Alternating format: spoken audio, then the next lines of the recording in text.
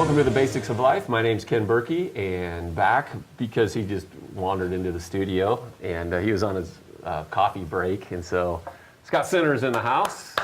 Woo! Yeah, it's just the studio audience is. It's huge It's today. huge today.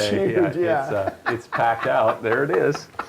Hey, I'm asking Scott today to get a little personal and to just kind of share about a journey that he has been taking over the last few years.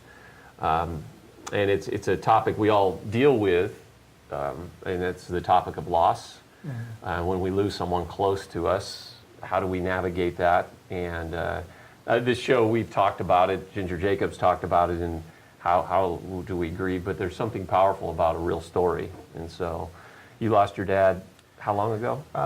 Almost 3 years ago, February. Wow. So, okay. yeah. So almost 3 years. Yeah. And just talk about your relationship with your dad, I guess, before we get to the how are you doing over these last 3 years? Yeah, I was fortunate enough to grow up in a Leave It to Beaver family. My dad was probably... I always pictured you more as Eddie Haskell, but okay. Yeah, I guess that's true. No, but my dad, great guy. Everything that you would think that you would want in a dad, my dad pretty much had. I mean, he was well-rounded. He was very fair on discipline. He was very loving, very encouraging, a man of integrity. Had compassion for the world and his neighbors. So I could go on and on. Of course, he had his weaknesses too, because nobody's perfect. Right. But, it's based on those things that I just mentioned. It was a great childhood. I had a great childhood. And as I grew into my teen years, nothing really changed. And as I grew into adulthood, my dad became my greatest advisor, best friend. It was really a good relationship. Mm. And so those are it's just a gift, obviously. So your dad was 70? 72. Yeah, 72. So it's not like he didn't live a long life, but it's still way too short. Way too short. Way too short. Because he was a very healthy individual. Right. We golfed together. Oh, yeah. He had the best swing. The worst swing. But the ball went straight. That's right, but it was horrible. His leg would swing over like he's trying to hit a home run. The ball would go woo, like this and land right in the middle of the court. Yeah. 150 yards. Wow. So, the blessing is you got this time with your dad, but it was way too short. Yeah, it was. And it's hard. Yeah. Yeah. So, you were telling me the other day that, grieving at that moment when he was sick and and then grieving over these last 3 years, there's probably different stages. So absolutely. I guess I'm asking would you be willing to share some of those things? Yeah, absolutely. It was 2009 around the summer, July. My dad was experiencing pain in his head.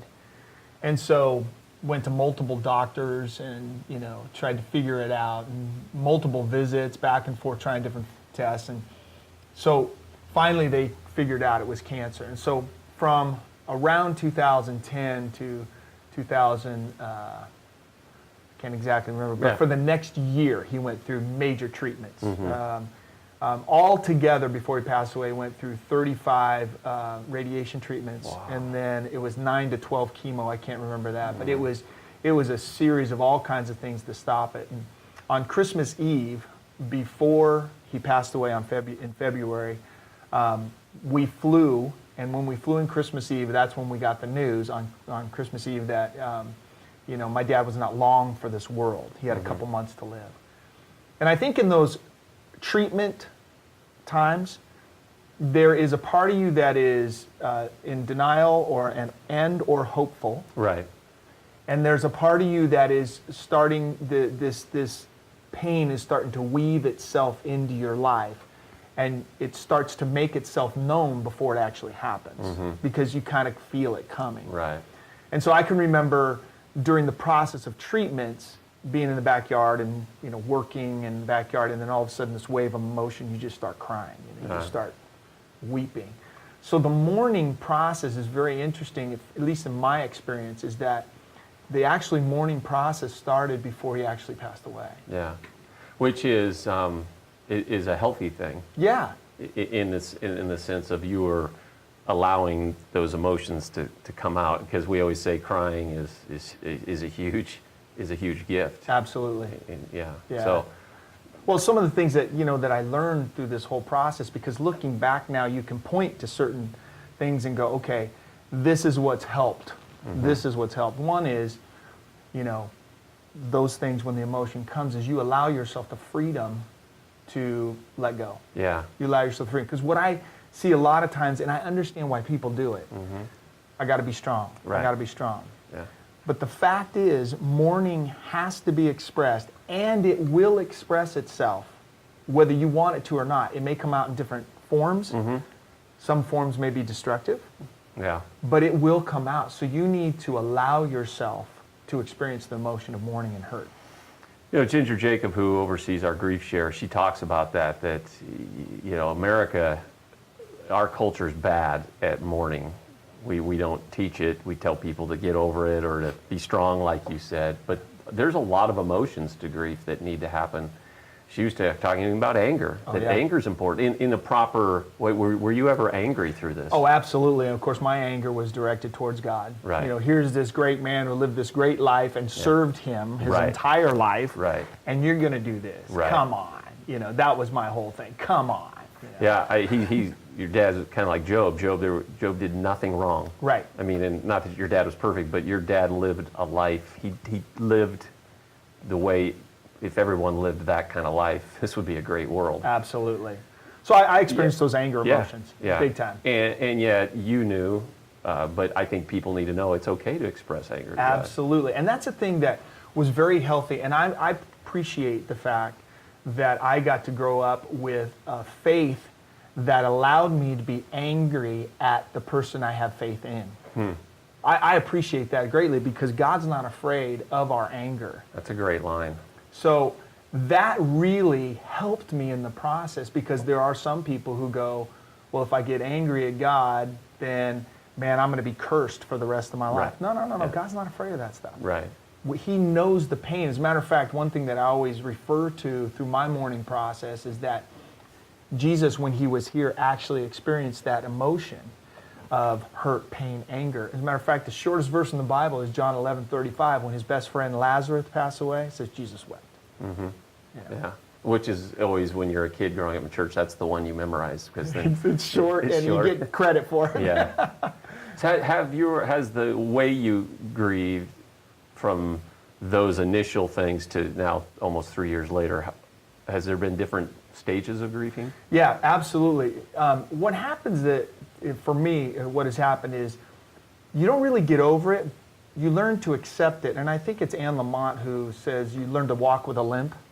Yeah. And that limp stops being painful, but it becomes more of a monument to, or a memory of that person. So Right. for instance, the thing that I always think is, it went from hurt, anger, to now acceptance of what had happened. It still hurts, and from time to time I will just bawl at certain things, But what's interesting is there's these monuments now that you build in your heart and your mind that bring out all the good that person was. For instance, my dad's recliner.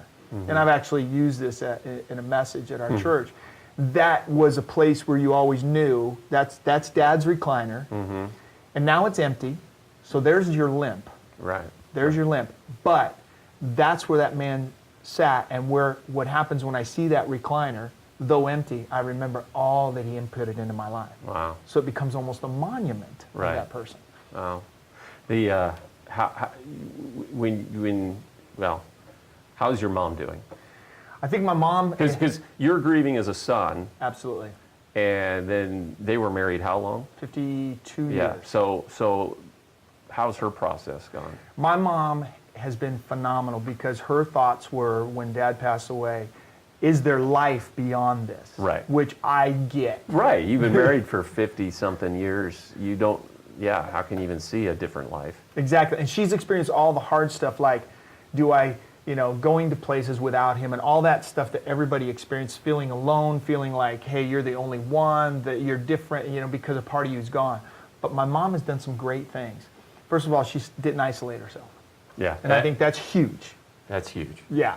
Do not grieve alone. That's exactly right. She got herself friends and people who she would go to coffee with and, express where she was at, did not isolate herself. Some people do it in groups, like we have Grief Share at the church. It's a great way not to isolate herself. Yeah. Number two, she stayed involved. And what I mean by that is she didn't just stay in her house and do the normal routines. She kept involved with things like church and serving, even though it was painful at times. Right. I mean, I remember her telling me at times that she would go to functions at the church, and it was hard because of all the memories. Yeah. But those things push you through to the other side. So she stayed involved. She walks with a limp because it's not the same.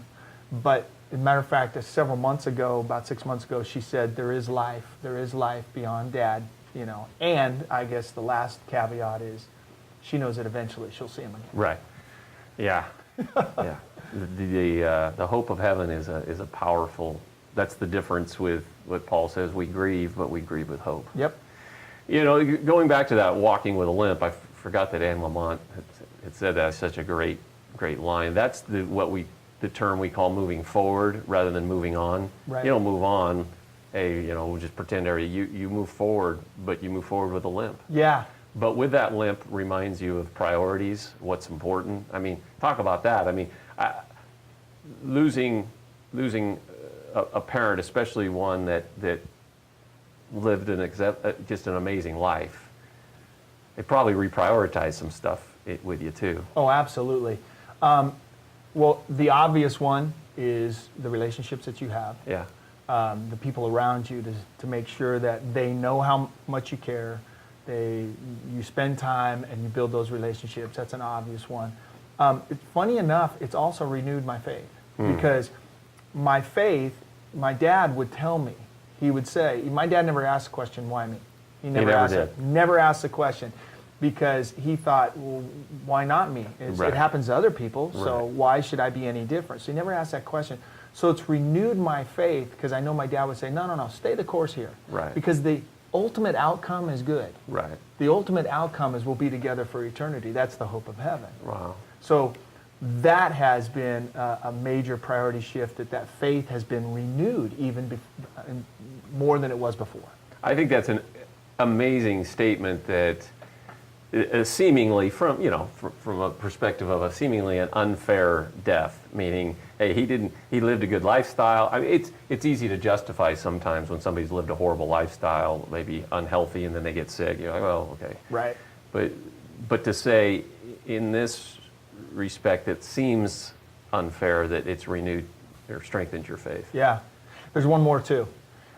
It has heightened my awareness, and not just awareness, but my desire to be a part and be compassionate to those who are in need. Wow. It's heightened that desire. I used to think, and apologetically, I've grown up in this great family, and I see a lot of brokenness around me. Now what I want to do is I want to make sure that people have the opportunity to have lives like that, and so to invest, to serve, to care. Because there are a lot of broken people out there, a lot of hurting people. Yeah. And so it has heightened my awareness and my desire to be a part of helping other people as opposed to, worldly riches and that kind of stuff. Right. I think it's something that, seeing your parents and then knowing my parents too, that there's a sense of gratitude of not taking for granted. I think we probably grew up just taking for granted we had great parents. Yes. And now you see the world and you go, wow, how can I leverage that Exactly. to help others? Yeah. Okay, this is probably something I should ask you earlier on, but did you get any really bad advice or any strange things said to you during the loss? You know what? I don't remember that. I remember very sincere people who, would pray and hold out hope. And actually, one person gave us this scripture that means, Dad's going to get healed, and it kind of sends you down different roads. But I didn't have a ton of that. I know you did. Yeah. Well, and most people are well-meaning. Right. Absolutely. They're sincere. I think that what we're learning at Green Valley more and more is that ministry of silence is pretty important. There's not a whole lot to say. It's just more about about being You there. talked about it in a message. You actually gave it. It's the power of presence, being there. Yeah. And a lot of people did that for us, Right. Yeah. and it was powerful. Yeah. You had one common friend of ours who drove all the way up to Portland, amazing. where the service was. Yeah, it was amazing. Talk about the service for just a second, because I wasn't there. Okay. It was a celebration because of the lives that were affected, and you had different venues. You had the church that my dad was a part of, who celebrated who he was as far as the church and the pastor and that kind of stuff. You had, in retirement, he worked for Safeway. So you had those people come who they all loved, and who he married some of them, and some, he always shared his faith with them, and so they were there. And then the people who took care of my dad, hospice, and those people, they came as well, all impacted by one life. The auditorium was packed. And, it made you sit back and go, the power of one life, Yeah. how impacting it can be. And it was a celebration. Yeah. Celebration.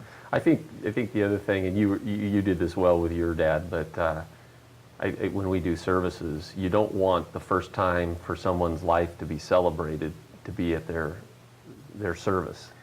It's a great point. Yes. Tell them while they're still living. Right. That is one thing that because I didn't make it. Had a flight scheduled, and I was headed to the airport as I got the call that Dad passed away. So I was en route. Right. But one thing I have never struggled with, Yeah. and that is, we said it all. Yeah. We expressed it all. We celebrated it all. So there was nothing left undone. That, my friends, may be one of the greatest joys that you can get out of earthly relationships, is make sure nothing's undone. No, I think when we're done with time here, that's a great way to wrap it up. Yeah. Say that again. Nothing was. Okay, nothing was undone. Yeah. Say what you have to say. Say what you have to say. Celebrate what you have to celebrate. Make sure the people you're with know exactly, how you feel, so that if the moment comes, there's nothing left undone. There is a freedom that I can't even tell you that I get to enjoy because of that one aspect. So we talked about a lot of things. We talked about what we can do now with those that are still living, but you also gave us some great advice about grieving. In Green Valley, we are hugely committed to this. That's why we have funeral ministry, Grief Share.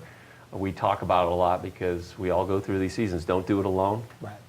And so if you need any more help on this, just call Green Valley and we can get you hooked up. But thanks for sharing your story, because I think it's important that we hear all of our different stories so that people know, you're not alone in this. That's right. So. That's right. Thank you, sir. You bet. All right. All right. Thanks for being with us here on the Basics of Life, and we'll see you next time.